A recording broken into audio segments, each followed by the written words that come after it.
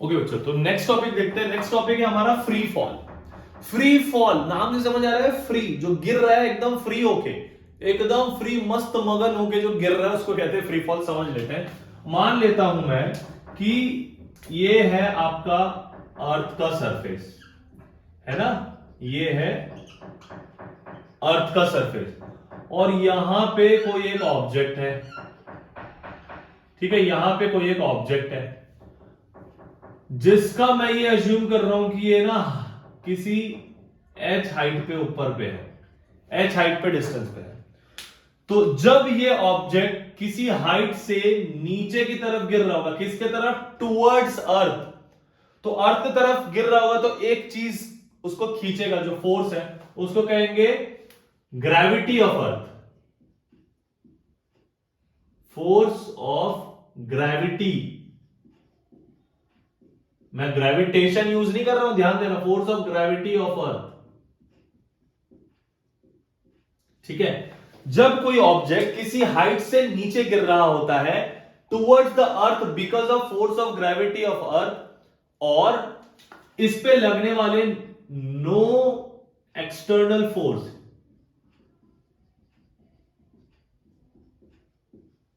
या आप ऐसे लिख सकते हो no other forces.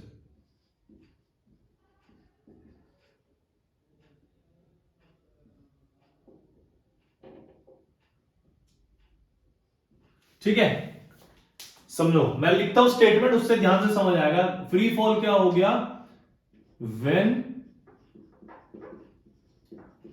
Any object falls from a height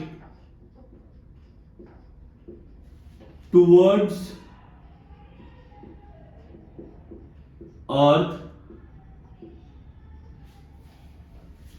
because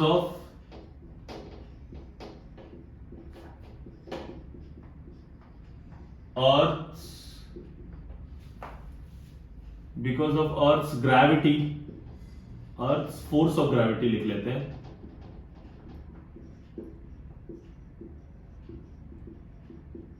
ठीक है, when any object falls from a height towards earth because of earth's force of gravity with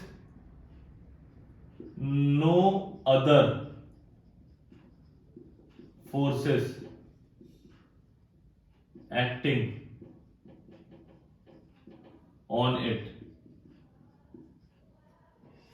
ठीक है, when any object falls from a height towards earth because of earth's force of gravity, earth's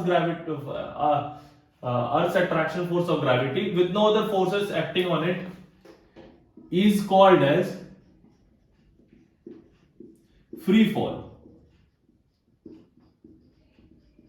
तो इसमें समझने वाली बात यह है कि जब ऑब्जेक्ट अर्थ के तरफ गिर रहा है, किसके वजह से, force of gravity of earth, जब उस पे और बाकी फोर्सेस सब जीरो है और कोई किसी तरह का फोर्स उस पर नहीं लग रहा है, तो समझ आ गई ना बात। फ्री फ्री क्यों है, जब फ्रीली कोई ऑब्जेक्ट फॉल होगा अर्थ की तरफ जिसमें सिर्फ एक चीज लग रहा होगा, फोर्स ऑफ ग्रेविटी अर्थ का, अर्थ क्या करेगा, कोई भी चीजों को अपने तरफ अपने सेंटर की तरफ खींचेगा।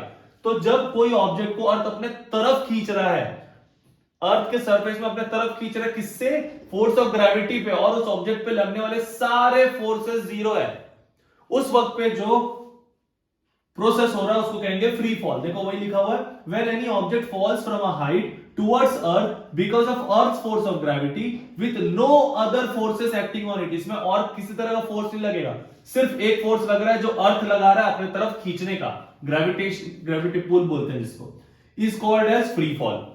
बातें समझ आ रही है, पक्का? तो ये होता है फ्री फॉल। इसी के साथ एक और टर्म ऐड होता है, क्योंकि देखो अब जब फ्री फॉल होगा तो एक किसी न किसी एक्सेलरेशन से नीचे आ रहा होगा ना, तो उसको कहेंगे हम, एक नेक्स्ट टर्म जो है हमारा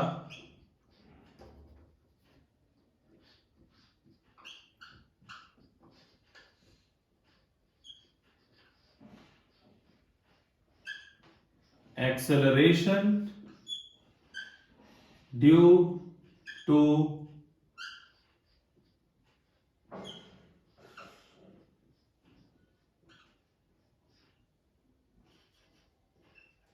एक्सेलरेशन ड्यू टू ग्रेविटी, ठीक है, समझना, जब ऑब्जेक्ट गिर रहा था नीचे, उस वक्त पे जब कोई भी फोर्सेस एक्ट नहीं कर रहे थे, उस पर सिर्फ एक फोर्स लग रहा था, फोर्स ऑफ ग्रेविटी, उसके वजह से जो एक्सेलरेशन प्रोड्यूस हो रहा है, that is called as acceleration due to gravity, ठीक है।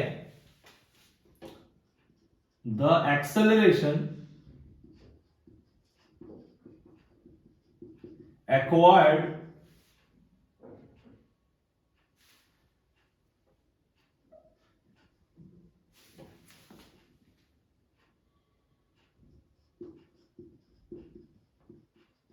the acceleration acquired by the freely falling body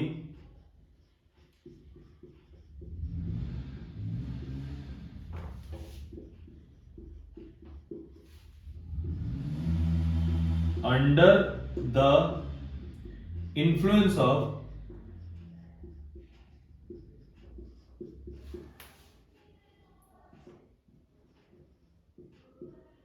Earth's gravity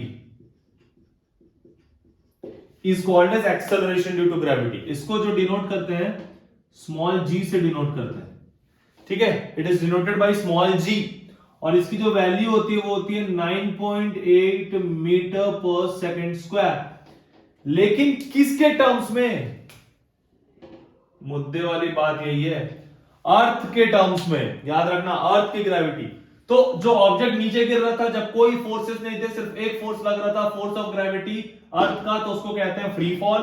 और उसी फ्री फॉल होते वक्त जो एक्सेलरेशन या ऑब्जेक्ट अचीव करता है, एक्वायर्ड करता है, उसको कहते हैं एक्सेलरेशन ड्यू टू ग्रेविटी, जिसको स्मॉल g से डिनोट करते हैं।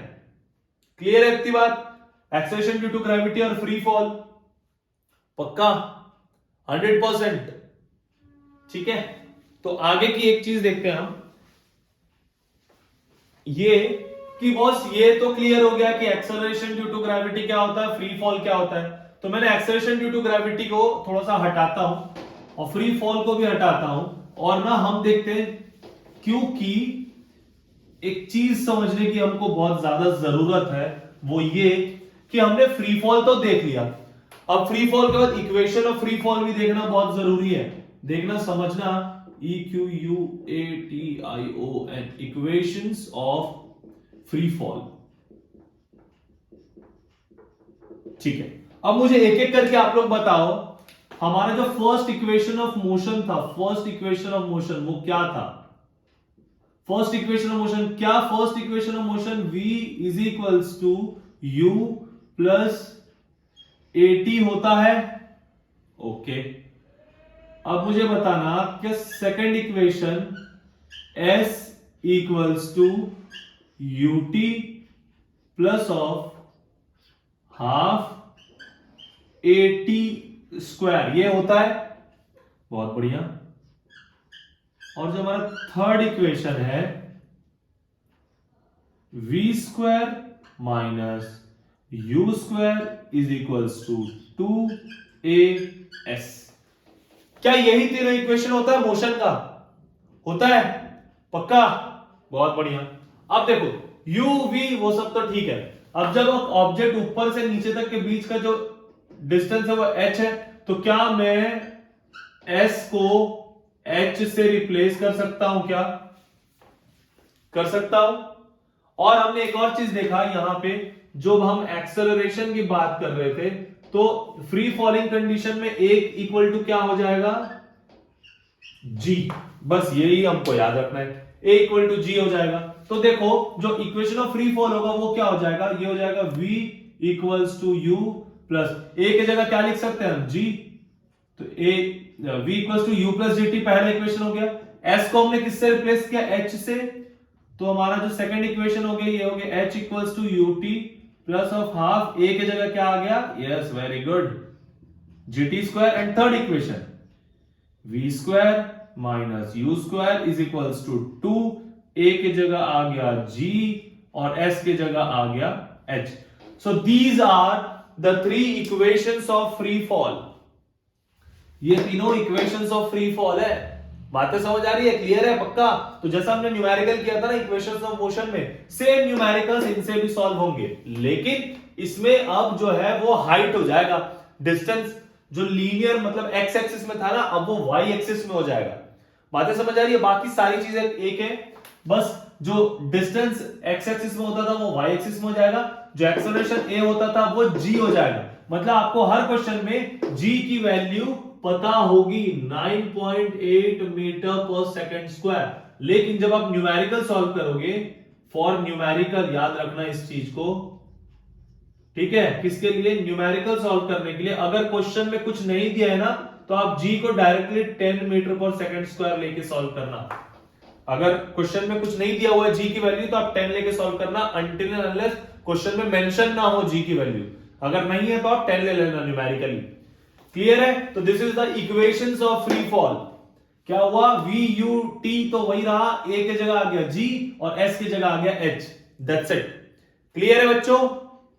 पक्का? ठीक है।